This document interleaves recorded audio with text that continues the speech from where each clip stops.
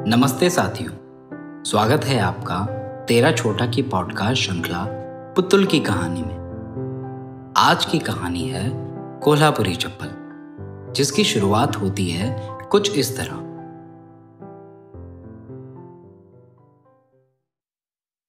Hello पापा, आपने सफाई करते समय मेरी चप्पल हटाई थी क्या? ऑफिस के लिए लेट होने से परेशान मैंने पापा को फोन लगाकर पूछा। नहीं बेटो, मैंने तो नहीं हटाई, कहाँ रखी थी तूने? उन्होंने नामालूम भरी आवाज में जवाब दिया। इतना सुनकर मैंने कहा, ठीक है, मैं देखती हूँ, शायद किसी ने हटा दी हो। इतना कहकर मैंने फोन रख दिया और फोन को बेड पर पटक कर मैं दोबारा अपनी चप्पल ढूंढने लगी। दरअसल कहानी कुछ यूं है कि एक दिन पहले ही मेरी सैंडल मेरे चहीते दोस्त ने पैर में फंसाकर तोड़ दी। अब जनाब ठहरे मेरे जिगरी यार, तो भला उनको कहती तो क्या कहती, और कहकर भी क्या कर लेती? आखिर सैंडल तो मुझे नई खरीदनी ही थी। सो दोस्तों से मिलकर जब मैं घर पहुंची तो मैंने भैया से कहा कि भैया, मेरी सैंडल टूट गई है, चलो प्लीज दुकान पर नई सैंडल लेनी है।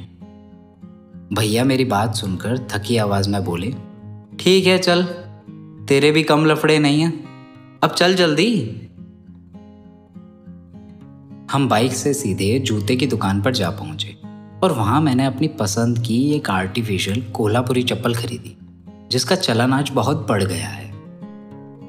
मेरा इन चप्पलों को खरीदने का सीधा सा एक मकसद था कि वो मेरी सभी ड्रेसेस पर एक अच्छा लुक देगी। क्योंकि वो चमड़े की भी नहीं थी, इसलिए बारिश के मौसम में वो जल्दी खराब भी नहीं होगी। अब मैं मन में सपने सजाए चप्पल का डिब्बा हाथ में लिए बाइक पर बैठकर हवा को अपने चेहरे पे महसूस कर रही थी और घर आकर कल की सुबह होने का इंतजार मन में लिए सोई कि सुबह नई चप्पल के साथ ऑफिस जाऊंगी। अब रोज की तरह मैं आज भी लेट उठी और फटाफट तैयार होने लगी। तैयार होने के बाद जब मैं घर से निकलने लगी तो मैं नीचे वाली मंजिल पर गई जहां मैंने चप्पल का डिब्बा रखा था, ताकि चप्पल पहनकर ऑफिस के लिए निकल सकूं। पर जब मैं नीचे गई तो मुझे चप्पल नहीं मिली। क्योंकि मैं ऑलरेडी लेट हो रही थी तो मुझे हड़बड़ी मचने लगी। अब धीरे धीरे करके मैंने सभी जगहों पर जहाँ जहाँ चप्पल को रखा जा सकता है वहां जाकर ढूंढा, लेकिन मुझे कहीं पर भी मेरी चप्पल नहीं मिली। ओम शांति ओम मूवी का एक डायलॉग है कि किसी चीज को शिद्दत से चाहो तो पूरी कायनात आपको उससे मिलवाने में लग जाती है। पर यहाँ मेरे साथ उल्टा हो रहा था। जिसे शिद्दत से ढूंढ रही थी वो मिलने का नाम नहीं ले रही थी और कायनात मुझे ऑफिस के लिए लेट करवाने में जुटी हुई थी। चप्पल न मिलने से परेशान तो थी ही, और उससे ज्यादा परेशान इस बात से हो रही थी कि ऑफिस के लिए लेट हो रहा है और बाहर बारिश पड़ने लगी।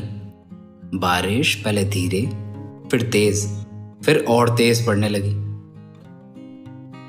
ये वह समय था जब मुझे लगने लगा था कि अब करें तो करें क्या, क्योंकि जो चप्पल खरीदी थी वो मिल नहीं रही थी, दूसरी कोई चप्पल या सैंडल थी नहीं, उस पर बारिश पड़ रही थी सो अलग। मन दुखी होने लगा। थक हार कर मैंने पापा को फोन लगाकर पूछा, पर उन्हें भी चप्पल का कोई अता पता नहीं था कि वह कहाँ गई। तभी मेरे दिमाग में आया कि कहीं किसी ने फेंक तो नहीं थी। वो कहते हैं ना, खाली दिमाग शैतान का घर होता है, लेकिन सिर्फ खाली दिमाग शैतान का घर नहीं होता, क्योंकि कुछ ना मिलने की तड़प भी इंसान को शैतान बना सकती है। चप्पल को लेकर मैं इतना परेशान हो चुकी थी कि मम्मी भी सोच में पड़ गई कि चप्पल आखिर गई कहाँ। मैंने एक ही जगह को 4 से 5 बार देखा, खोजा, पर चप्पल नहीं मिली। मन बैठने लगा कि चप्पल गई कहाँ। सोचते सोचते मैंने मम्मी से पूछा, मम्मी, बड़े पापा ने कहीं फेंक तो नहीं दी? सवाल के जवाब में उन्होंने कहा, क्या पता, मोटी बुद्धि के हैं ही, कहीं सच में ना फेंक दी हो। मम्मी ने टोंट के लहजे में कहा, नहीं, डिब्बे में रखी थी चप्पल, अगर वो उसे हाथ में लेते तो उन्हें कुछ भारीपन महसूस हो जाता। मैंने मम्मी की बात काटते हुए कहा, तू पापा को फोन लगा, मैं पूछती हूँ उनसे ही। मम्मी ने मुझे फ़ोन पकड़ाते हुए कहा। क्योंकि मम्मी मुझे घर में अंशु कहती हैं, इसलिए दूसरी तरफ फ़ोन उठाते ही मम्मी ने बोला, हेलो। हाँ, अरे अंशु की चप्पल नहीं मिल रही, ज़रा इसके बड़े पापा से पूछकर बताना कि सुबह कूड़ा फेंकते समय कोई चप्पल का डिब्बा देखा था क्या? मम्मी ने चिल्लाते हुए कहा, जो कि भारतीय माँओं की अमिट निशानी है। लो, तुम खुद ही बात कर लो ना, पापा ने बड़े पापा को फ़ोन पकड़ाते हुए कहा। हेलो। फ़ोन की दूसरी तरफ अब बड़े पापा की आवाज़। अरे क्या तुमने सुबह कूड़ा फेंकते समय कोई जूते का डिब्बा देखा था? मम्मी ने फिर चिल्लाते हुए कहा। सामने से जवाब आया, अरे वो तो मैंने फेंक दिया, खाली डिब्बा रास्ते में रखा था। बड़े पापा ने बिना सिचुएशन को भांपे कहा। उनकी ये बात सुनकर मैं सीधा कूड़ेदान में जा पहुंची।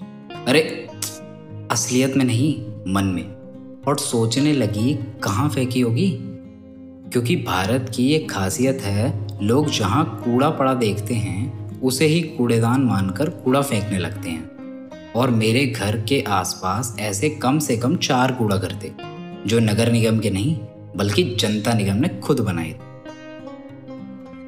मैं ये सब सोच ही रही थी कि मम्मी फट पड़ी। बड़े पापा की बात सुनकर तो जैसे उनके तन बदन में आग लग गई। उनको नई चप्पल और उसमें लगे पैसे का अफसोस हो रहा था, और मुझे इस बात का अफसोस हो रहा था कि नई चप्पल पहनने को नहीं मिली और पहले ही कूड़ेदान में फेंक दी गई। मेरा सोचना और मम्मी का टोंट मारना शुरू हो गया था। मुझे नहीं पता, घर आओ और इसकी चप्पल जहां फेंकी है लेकर आओ। मम्मी गुस्से में तिलमिला रही थी। अरे सुनो तो सही। बड़े पापा ने खुद को बचाने की कोशिश की। क्या सुनो? वो ऑफिस जाने के लिए खड़ी है, बिना चप्पल के कैसे जाएगी? जरा भी बुद्धि नहीं है क्या तुम में? डिब्बा फेंकने से पहले देखना चाहिए या नहीं? और देखना तो छोड़ो, भारीपन से भी समझ आ जाता कि डिब्बा खाली है या नहीं, लेकिन नहीं, ये आंख तो छोड़ो, बुद्धि भी बंद करके काम करते हैं। मम्मी टोंट की बौछार कर रही थी और बड़े पापा अपराध बोध में डूबे हुए उनकी बात चुप सुन रहे थे। मामला ऐसे ही चलता रहा।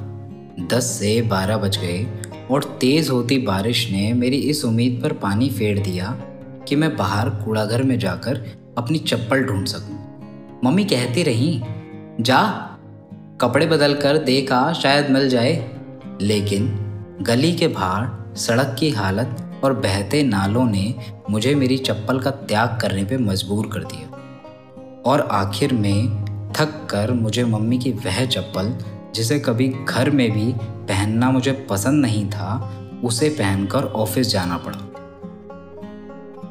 12 बज रहे थे। बारिश के कम होने पर मैं ऑफिस के लिए निकल गई, लेकिन बीते 3 से 4 घंटे की घटना ने मेरा दिमाग हिला दिया था, और मुझसे ज़्यादा शायद मम्मी का। तभी तो पापा के ऑफिस से आने के बाद उन्होंने जाकर चप्पल ढूंढी, पर उन्हें भी चप्पल नहीं मिली। और ऐसे नई खरीदी गई कोल्हापुरी चप्पल के मिलने की आस पूरी तरह खत्म हो गई, और मैंने शाम को घर लौटते समय दोबारा नई चप्पल खरीद ली। घर आकर जब शांत मन से मैंने आज का दिन याद किया, तो पहले तो मुझे हंसी आई, और फिर सोचने लगी कि हम मिडिल क्लास वालों की ज़िंदगी इन्हीं छोटे मोटे किस्सों की एक लड़ी ही तो है, जहाँ 250 रुपये की चप्पल ने पूरे घर के लोगों में हंगामा मचा दिया। क्योंकि आज नौकरी में होने के कारण जहाँ मेरे लिए 250 रुपये इतने मोल नहीं रखते, वहीं वो 250 रुपये मेरी मम्मी और उनके जैसी दुनिया की हर मम्मी के लिए बहुत अहमियत रखते। जहाँ मिडिल क्लास फैमिली में एक चप्पल शोरूम और बाजार से होते हुए घर में आती है, तलवे घिस जाने पर घर के वॉशरूम में इस्तेमाल होने के बाद फिर कहीं जाकर वो कूड़ेदान तक पहुंचती है। वहाँ जब कोई चप्पल शोरूम से सीधे कूड़ेदान में जा पहुंचती है, तो कैसी टीस महसूस होती होगी। क्योंकि बात सिर्फ चप्पल की नहीं है, बात 250 रुपये के लिए अपने खर्चों से समझौता करने की है। और ये समझौते मिडिल क्लास वालों की रीढ़ है, जो निरंतर चलते रहते हैं बस चलते रहते हैं।